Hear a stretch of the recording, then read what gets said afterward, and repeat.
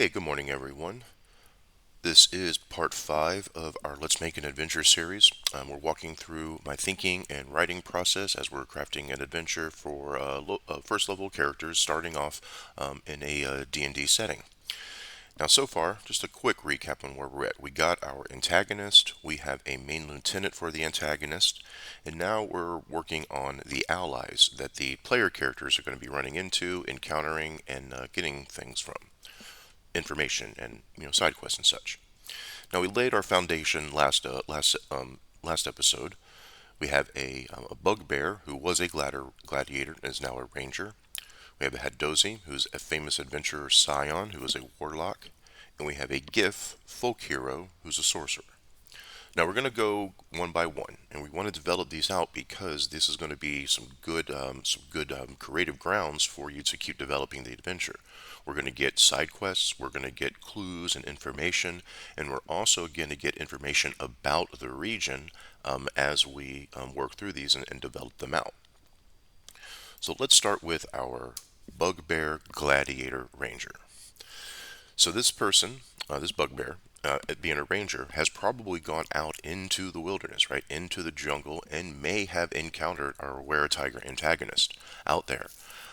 It's likely the bugbear is smart enough to know it's outmatched as a single level 1 character by a challenge rating 4 monster. It is, severely outmatched. So, it's not dumb. It's not going to go challenge it. It's going to maybe try to get away, keep distance from it, but maybe this bugbear saw it, knows that it's out there, saw it doing something. So we're going to make some notes here. Possibly saw the were-tiger in action, managed to remain unseen, or escaped.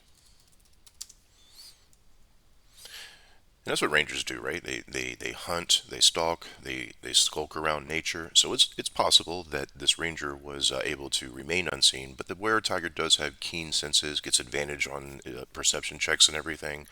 Maybe the were-tiger was preoccupied with something, didn't get a chance to roll perception to see this ranger about. So saw the were-tiger in action, managed to remain unseen.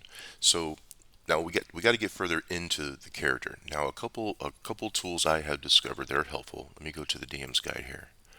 Now they have some nice tables as far as like coming up with NPC ideas, but there's only a couple that I use. Things like appearance, ability. I've already determined what their abilities are going to be, what kind of character this is, talents. Most of these are kind of like role-playing prompts, which are cool, but I'm looking for like this what's getting into my story. So the things that really help with that are bonds, NPC bonds, and flaws and secrets. And we can take a couple rolls here to see what this gives us, see if it makes sense, and see if it gets us into that realm. Okay. All right. Let's see. So bonds. What is that? A D10. Let's just see what we get if we roll a D10. Go to my character sheet, my die here. All right, an 8. What's an 8? Protective of a valuable possession. Okay. Perhaps he lost this perception out in the jungle and does not want to risk himself to go retrieve it. And maybe our players could be hired, contracted, whatnot to go get it. So let's go with that. Let's go bond, protective of a valuable possession. Maybe he lost it out there or something.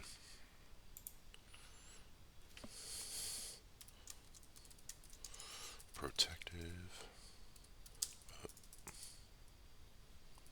of a valuable possession. That would have said possession.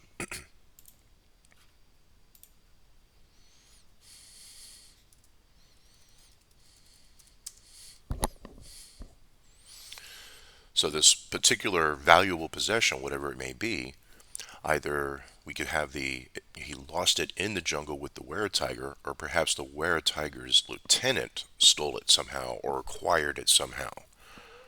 That might be a better way to go. Well, not necessarily better, just another way to go, because we don't have to lead like we don't have to like reveal the were-tiger right away with this first contact.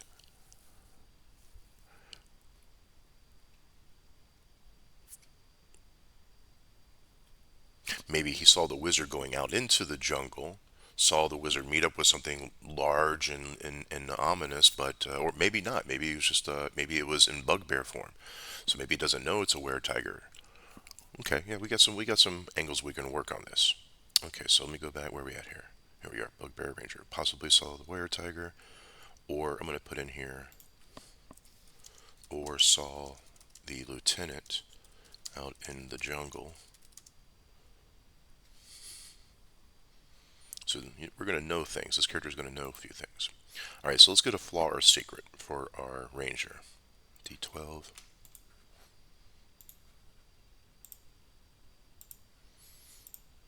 All right, gives us a 2. What's 2, 2, 2? Enjoys decadent pleasures. And that could be any kind of decadent pleasure. Drugs, alcohol, anything like that. Physical pleasures and such. You know what? I'm gonna skip that. Sorry, I just bumped my mic. Excuse me.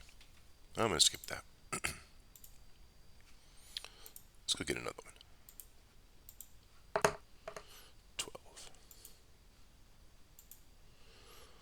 Foolhardy brave. Doesn't really make sense. Like what we've kind of thought about so far. If they were foolhardy brave, they just charged in and said, "Hey, what are you guys doing out here?" And were tiger may have shifted into were tiger form. Wizard there was to back him up, and they would have made short work of him. Yeah, we don't have to have a flaw or secret. It's just kind of a way to kind of get us thinking. Yeah, so let's bypass that for now. So let's think. I'm gonna go back. Okay.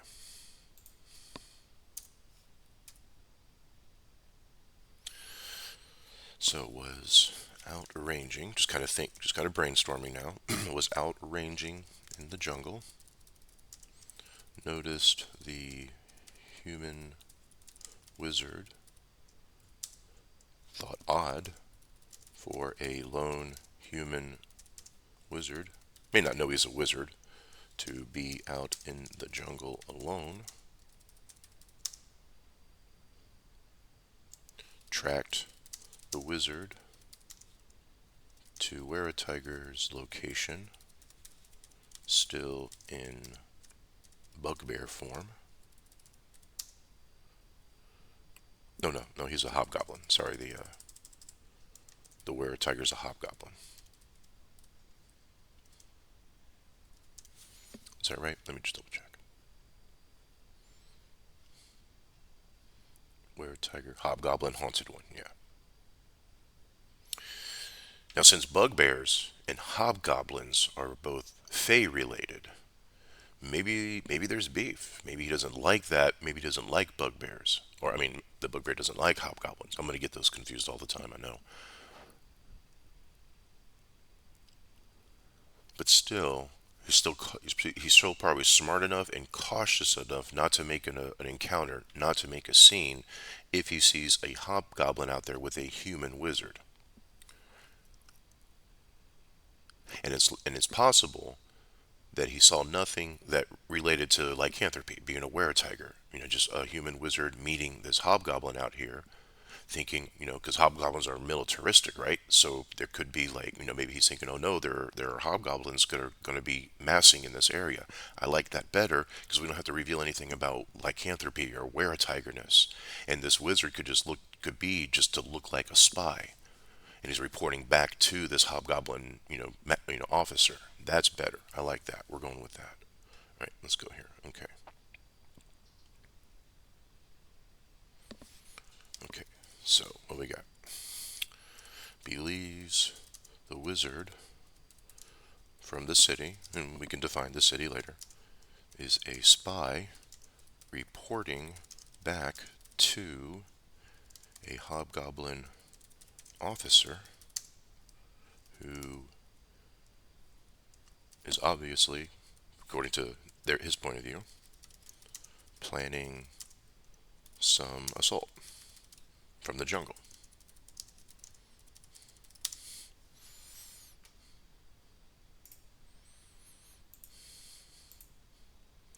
Now, the reason I like this is because we're getting a side quest, getting the characters involved with it, but it's not really revealing the whole nature of everything. It's just like, okay, yeah, we got hobgoblin threats, in the jungle. They're scouts. They have spies in the city. They're kind of roaming the jungle. When that's not really the case. There's really only one hobgoblin out there who is the were tiger, and the reason the wizard is meeting him is for other reasons.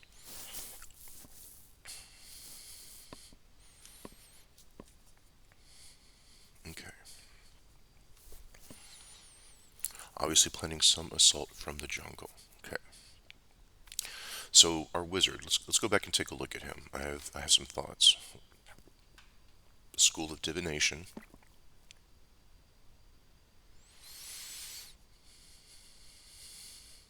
investigates potential recruits, brings back to master, desires to be turned themselves. Okay.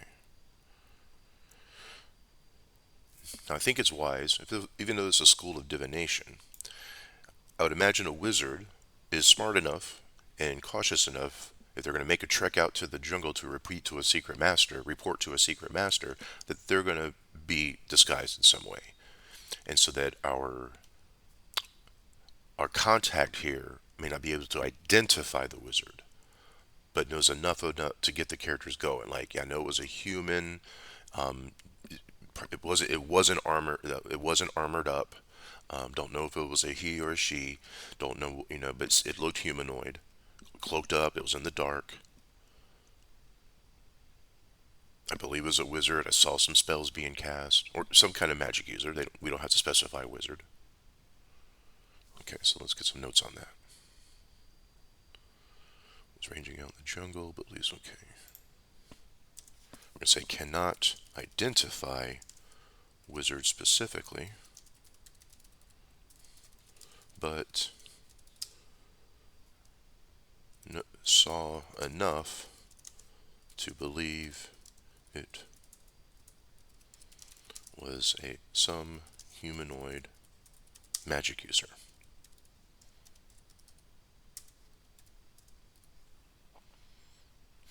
Now, another interesting thing maybe he saw, or is that the hobgoblin the wizard met wasn't armored up, like wasn't geared up, wasn't ready for battle, not even like really scouted, not even in scout gear. Really just kind of like I hang out and live in the woods clothing. Um,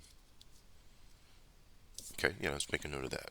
Noticed the hobgoblin was not geared up for battle or scouting. Sort of looked like he'd been there for a while. The hobgoblin, we mean. Okay.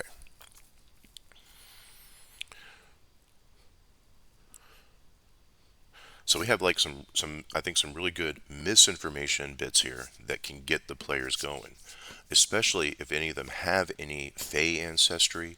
If any Rangers have any, pick Hobgoblin as a favorite enemy or something, that may get them wanting to investigate, especially if they believe that there are Hobgoblins and other Goblinoids who might be, massing and organizing in the jungle, getting ready for an assault of some kind. Either an all-out invasion or a base to do raids from. Maybe the players are the ones who need to go find that out. And what they find out is, there's an army. The Hobgoblin's a were-tiger. Okay. But we don't reveal that till later.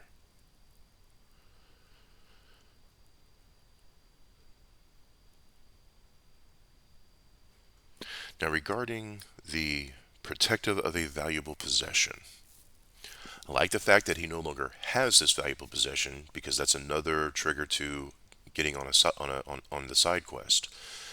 Now, why doesn't he have this treasure? Let's put it. Let's see. I'm going to keep adding here. Okay. Does not currently possess this. So do we lose it in the jungle, or was it stolen? Or did he lose it in the city?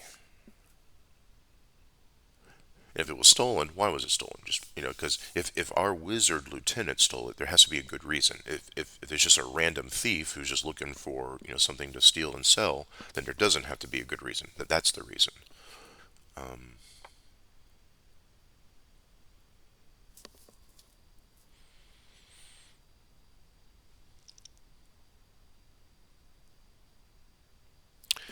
and if he just lost it in the jungle, could not he just go get it himself? Maybe he doesn't want to. And if he's going to send people into the jungle about, to check out or if he's going to suggest people go into the jungle about the spies and the players, I mean, I don't think this bugbear would expect the players to find the treasure and bring it back. So I don't think he would tell them about that.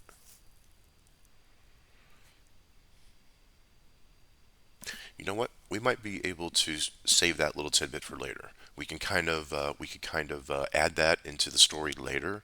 This possession of his does become lost at some time. Maybe he comes to suspect a player took it.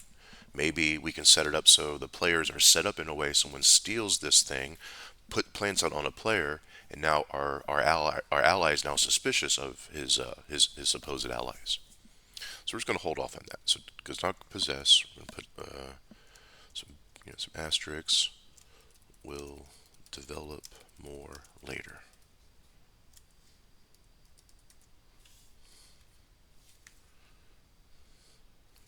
Okay. So I think this is good. So we have a pretty good contact, and we'll do all the player stat the stat block stuff. That's later. We're just coming up with story and getting how we getting our players involved. Um, so yeah, we have a good spot here for this ranger. And another thing I like about this, it's not like typical. It's not like saying someone like your contact says go on this quest and bring back this thing. It's just something the players are going to learn through casual role play, casual conversation that this bugbear saw this thing out there, saw this thing happen, and if we have any characters who are connected in there with their background, with their race, with anything, they may just want to go check it out. You don't have to have a contact assign, quote unquote, assign the quest. They can just learn about something and want to go check it out. So that's good.